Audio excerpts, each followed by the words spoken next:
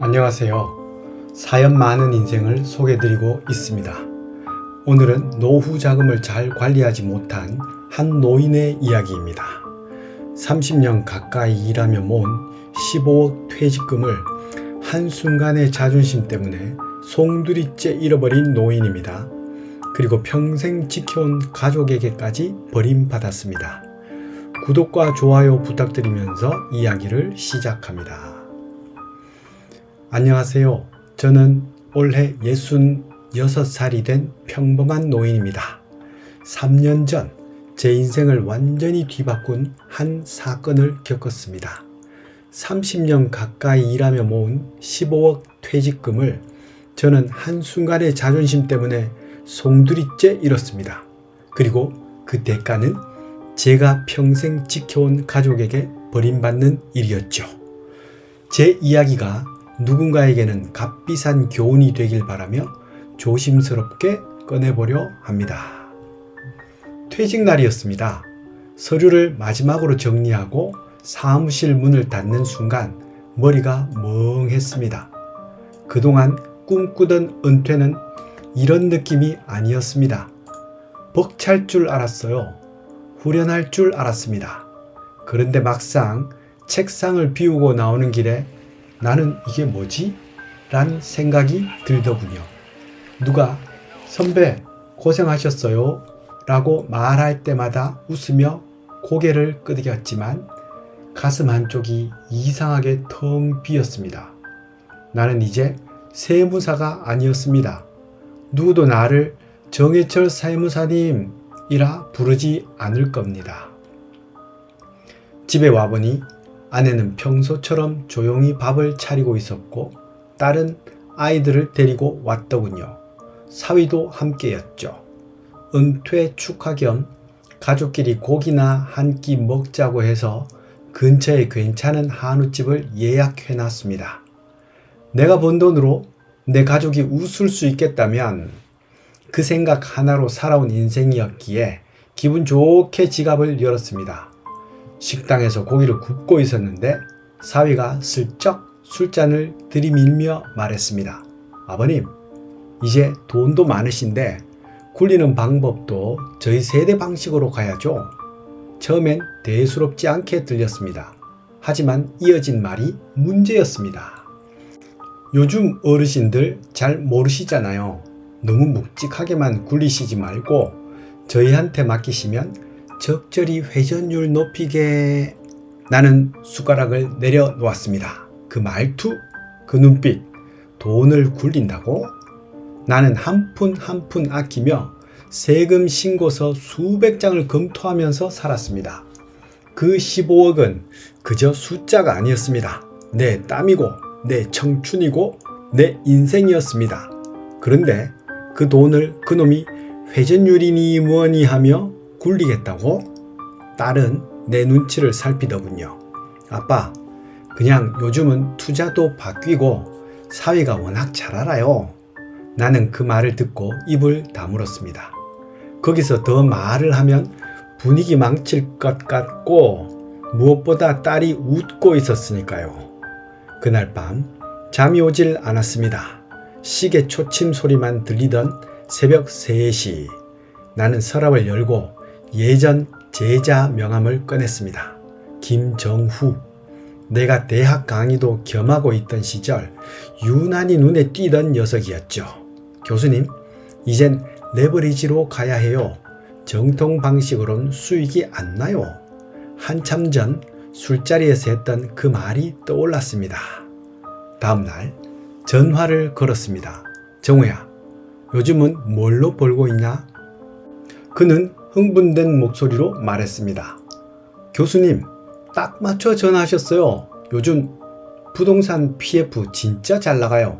원하시면 구조 짜드릴게요. 나는 말했다. 한번 해보자. 나는 그날 아무에게도 말하지 않고 3억을 제자 명의로 이체했습니다. 직접 하면 아내가 알 것 같았고 사위가 계좌라도 뒤질까 싶었죠. 사위가 그날 밤 다시 계좌 공유하실 때 됐잖아요 라고 했을 때 나는 처음으로 그에게 노골적인 반말을 했습니다. 넌 내 돈에 손대지 마. 그날부터 무언가 시작된 느낌이 들었습니다. 내 안에 잠들어 있던 욕망, 아니 자존심이 깨어난 겁니다. 퇴직 후에야 처음으로 느낀 살아있다는 감각이었죠.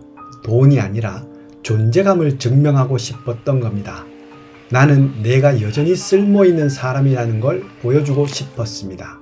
그게 시작이었고 그게 끝의 시작이었습니다. 퇴직 후의 아침은 낯설었습니다. 알람도 없고 전화도 안 오고 달력을 봐도 약속 하나 없습니다. 이불을 걷어차고 일어나 거실에 나와도 아내는 말이 없었습니다. 어쩌다 아침 드라마를 같이 보다 보면 괜히 인물들에게 짜증이 났습니다. 저딴 놈이 왜 저렇게 당해? 그렇게 한숨을 쉬는 내가 화면 속 인물 같더군요. 하지만 내겐 희망이 하나 있었습니다. 바로 PF 투자였습니다. 김정우, 내 제자는 확실한 수익을 안겨주었습니다. 첫 3억 투자하고 한 달 만에 3,300만 원이 들어왔습니다. 그날 종이봉투에 현금으로 인출해 테이블 위에 올려놨습니다. 아내가 묻더군요. 이 돈 뭐예요? 나는 짧게 대답했습니다. 복리의 시작이야.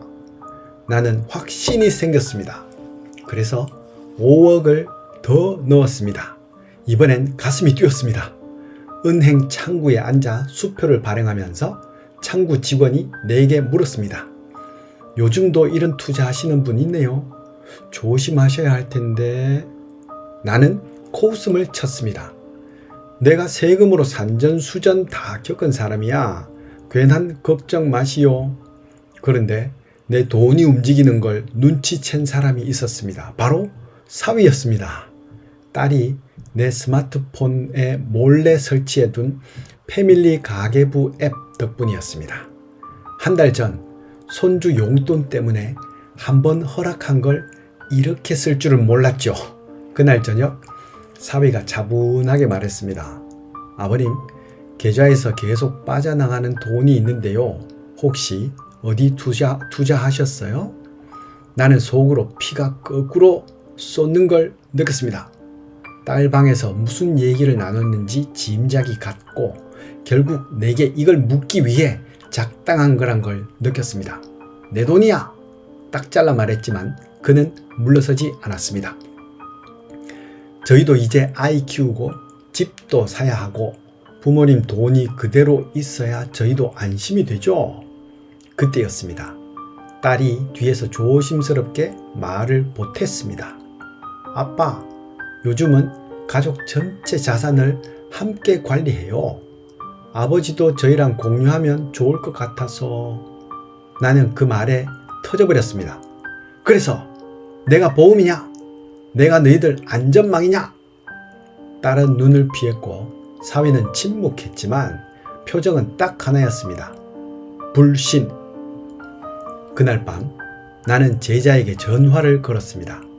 정후야, 지금 몇 가지 들어갈 수 있어? 최대요? 솔직히 교수님 같은 분이 물 들어올 때 넣어줘야죠. 지금 넣으면 3배 봅니다. 알았다. 내일 7억 더 붙여. 나는 그렇게 총 15억 중 13억을 PF에 집어넣었습니다. 남은 2억은 보험과 전세 보증금이었습니다. 사실상 모든 걸 건 겁니다. 며칠 후 사위가 다시 집에 와서는 노트북을 펼치더군요. 아버님, 제가 간단하게 포트폴리오를 만들어 놨습니다. 연금, 채권, 금 ETF 이렇게 나누면 안정적이고요.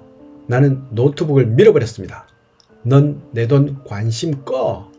네 월급부터 관리해. 아내는 방 안에 있었지만 그 말이 들렸을 겁니다. 정적이 길게 흘렀습니다.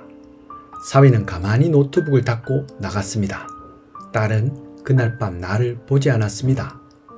나는 그런 시선이 더 싫었습니다. 차라리 욕을 하든가 울든가 해라. 하지만 그 조용한 외면, 그게 내 멘탈을 깔아먹었습니다. 그래, 내가 보여주마. 아직도 나는 살아있다. 그날부터 나는 매일 PF 수익을 확인하고 제자와 통화하며 회계장부를 썼습니다. 나는 다시 세무사였고 내 인생의 CEO였습니다. 그런데 그게 내 마지막 장부가 될 줄은 몰랐습니다. 9월이었습니다. 추석이 다가오고 있었고 가족 단톡방엔 송편 얘기며 명절 준비가 오갔습니다. 하지만 나는 휴대폰을 계속 끄고 있었습니다. 그 주 내내 내 통장 잔고는 숫자가 바뀌지 않았습니다. PF 수익금 입금일이었지만 제자는 전화를 받지 않았고 담당자는 자리를 비웠다는 말만 남겼습니다. 느낌이 왔습니다. 뭔가 터졌다. 뉴스를 보니 중견건설사 B사 자금 경색으로 프로젝트 연기라는 자막이 지나갔고 온라인 커뮤니티에는 PF 투자 사기 주의 글이 도배되고 있었습니다. 나는 침을 꿀꺽 삼켰습니다. 이게 설마 내 돈이 들어간 그 프로젝트인가? 제자에게 20통 넘게 전화를 걸었지만 연결이 되지 않았습니다. 사무실로 찾아가려 했지만 이미 이삿짐 센터 연락처만 붙어 있었습니다. 그날 밤 정전기처럼 온몸에 한기가 돌았습니다. 이제 끝났구나. 다음 날 집에 오자 딸과 사위가 기다리고 있었습니다. 사위는 단도직입적으로 말했습니다. 지금 총 얼마 손실 보셨어요? 나는 대답하지 않았습니다. 그 침묵이 전부였습니다. 딸이 그제야 입을 열었습니다. 왜 아무 말도 안 하세요? 아빠, 이 집 보증금도 일부 빼신 거죠? 나는 고개를 떨구고 말았습니다. 다 넣었다. 13억. 전세금까지 포함해서 15억. 순간 공기가 얼어붙었습니다. 딸은 입을 막고 울기 시작했고 사위는 입술을 깨물다 터뜨렸습니다. 이게 다 아버지 책임이에요. 저희 인생까지 망치셨어요. 당신 자식들까지 불안에 떨게 만든 거 몰랐어요? 그 말이 내 귀를 찢었습니다. 나는 어이가 없었습니다. 내가 가족을 망쳤다고? 내가 번 돈, 내가 쓴 건데? 그래, 다 내 잘못이다. 너희 부모 등골 빼먹은 건 나고 사기꾼 믿은 것도 나다. 됐냐? 목소리가 갈라졌고 딸은 울면서 외쳤습니다. 그만해! 제발 그만 좀 해! 이젠 엄마만 데리고 나가주세요. 그 말 한 줄이 나를 부수었습니다. 엄마만 데리고 나가주세요? 나는 아무 말 없이 방문을 열고 작은 여행 가방을 꺼냈습니다.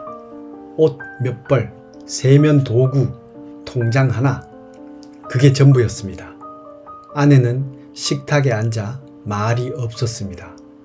고개도 들지 않았고 밥도 안 먹고 있었습니다. 그녀도 알고 있었겠죠. 내가 이 집에서 마지막 밥을 먹고 있다는 걸. 현관을 나서며 마지막으로 한마디 했습니다.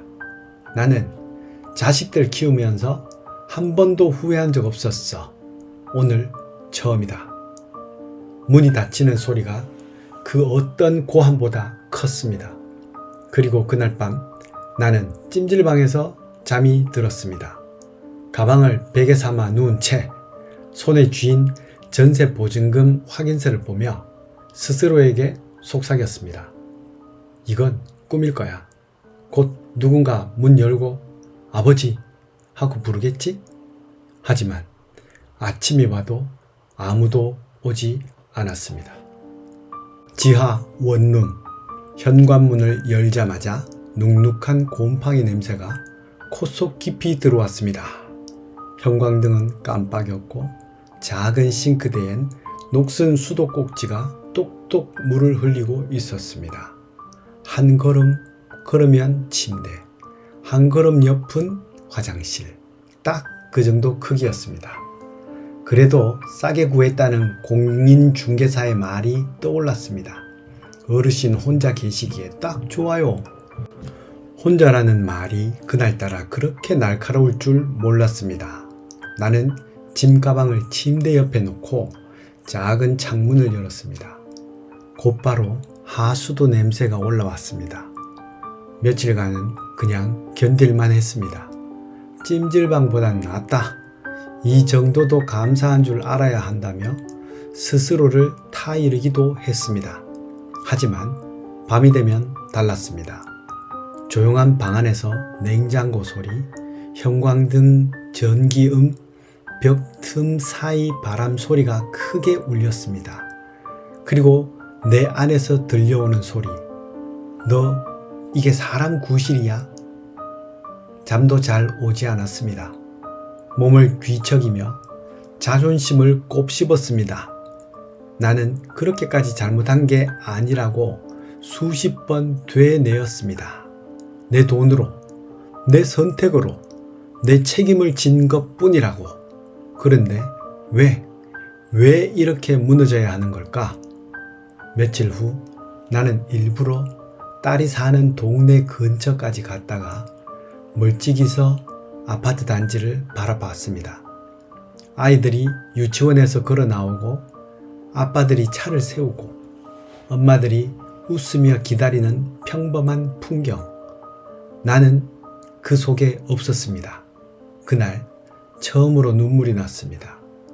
그 누구도 내게 괜찮냐고 묻지 않았고 나 역시 아무에게도 살려달라고 말하지 않았습니다.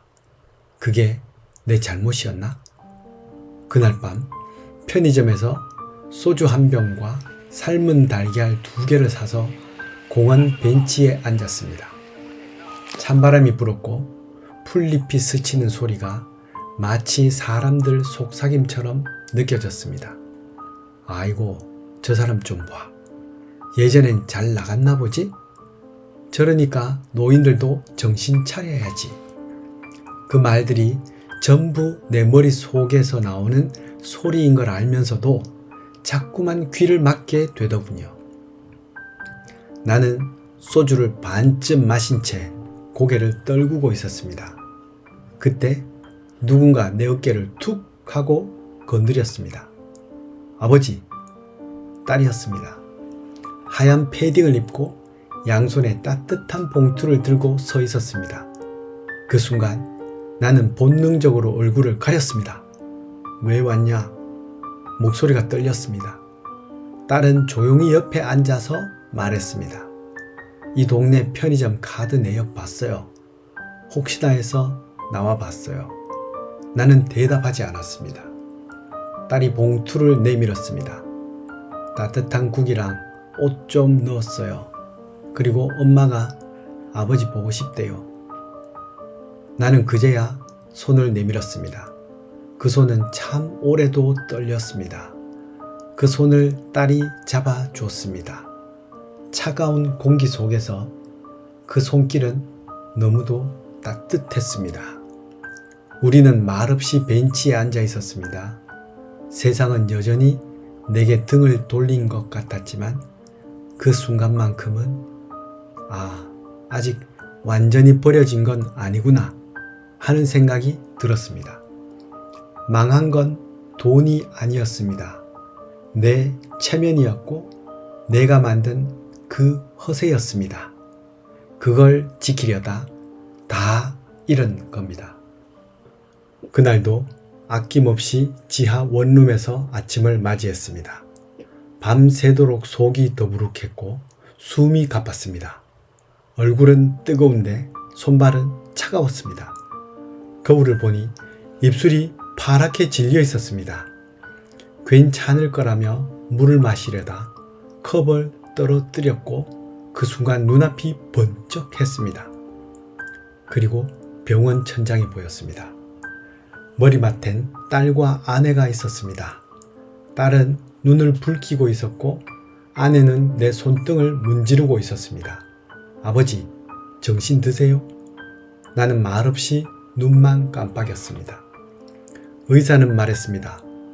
고혈압 쇼크였어요. 그 체력으로 혼자 버틴 게 신기하네요. 딸은 그제야 울음을 터뜨렸습니다. 아빠, 왜 말도 없이 이러고 사셨어요? 왜 혼자 그렇게? 나는 대답하지 못했습니다. 말을 꺼내면 그 순간 무너져 버릴 것 같았습니다. 내가 가족보다 체면을 먼저 생각했던 그 순간들이 떠올랐기 때문입니다. 그게 모든 일의 시작이었습니다. 누군가에게 약해 보이는 게 그렇게 무서웠던 걸까? 퇴원 후 딸 부부가 작은 원룸 전세를 얻어주었습니다. 그곳은 내가 처음 세무사 사무실을 열었던 동네였습니다. 모든 게 작고 조용했습니다. 하지만 그 작은 공간이 따뜻하게 느껴졌습니다. 아내는 가끔 반찬을 해왔고 손주들이 와서 뛰놀기도 했습니다. 사위는 여전히 말이 적었지만 전처럼 무례하진 않았습니다. 내가 잃었던 건 돈이 아니었습니다. 그걸 지키려는 체면이라는 허상이었습니다. 그걸 지키다 보니 진짜 가족은 자꾸 멀어졌던 겁니다. 이제야 알았습니다. 가족은 내 실수를 비난하려고 존재하는 게 아니었고 내 잘못을 함께 짊어져 주려고 존재하는 거였다는 걸요. 그리고 깨달았습니다. 돈은 내가 통제할 수 있는 것 같지만 사실 내 감정이 돈을 통제하는 순간부터 무너지는 겁니다. 나는 돈을 이기려 했고 자식에게 증명하려 했고 결국은 스스로를 잃었습니다. 어느 날 딸이 조용히 묻더군요. 아빠, 이제 뭐 하면서 지내고 싶으세요? 나는 웃으며 대답했습니다. 사람들 세금 상담 좀 해주고 가끔 라디오 들으면서 밥 짓고 가끔은 손주들이랑 시장도 가고 그게 지금 내 꿈입니다. 작고 소박하지만 다시는 체면에 휘둘리지 않는 삶. 누군가 내게 조언을 묻는다면 단 한마디만 전하고 싶습니다. 자존심이 돈보다 앞서면 결국 돈도 사람도 다 잃습니다. 그리고 자식들 말 절대 다 믿지 마세요. 이야기 어떠셨나요? 사연 많은 인생은 시니어들에게 교훈이 되는 이야기를 전해드리고 있습니다. 구독과 좋아요 부탁드립니다. 다음에도 더 재미있는 이야기를 가지고 찾아오겠습니다. 감사합니다.